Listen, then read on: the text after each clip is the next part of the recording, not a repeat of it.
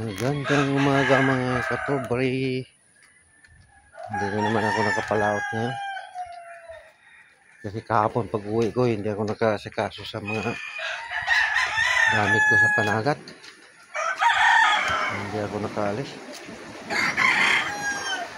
Yung bato kasi nandun sa ilalim.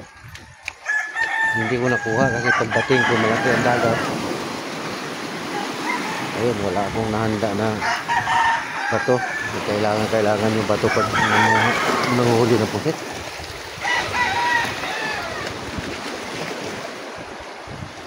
Bukas na naman ako ito magkapalaot. Mahangin-hangin din pero makaya lang sana kung mayroon akong bato. Wala akong bato. Meron akong bato dito, kakaunti. Ang bato ko.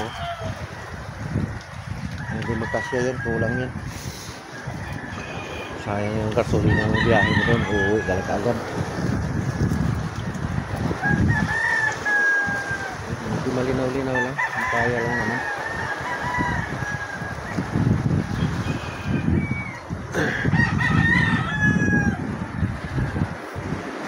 Pumunta kasi kahapon kami ng sa barangay San Jose.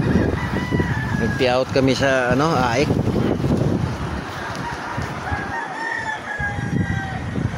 Para sa yun, yung AIC na yun, para sa estudyante yun, college.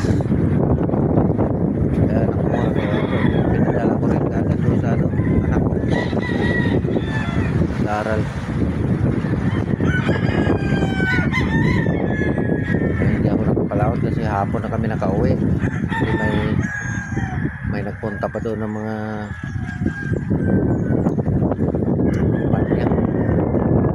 Naabog na tuloy pag-uwi. Hindi ako nakasikaso sa bato. Nandiyan kasi sa ilalim yung ko, bato, lagay. Kailangan makuha ko yan dibas. Yun ang dagat. Mamaya ko pa yan makuha. Bukas bago makapalaot ito. Yan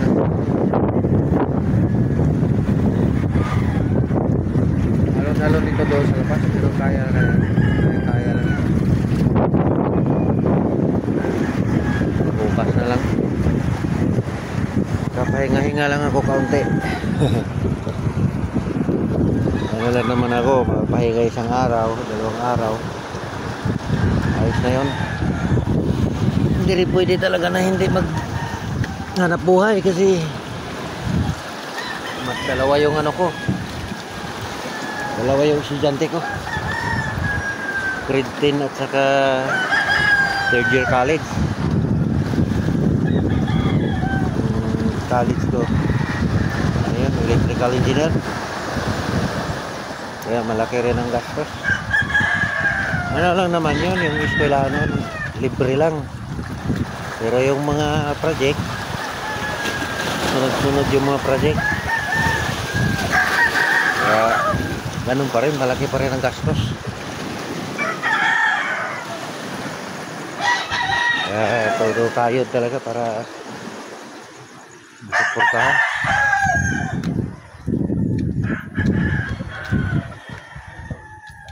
Hanggang dito lang mga friends. Thank you for watching.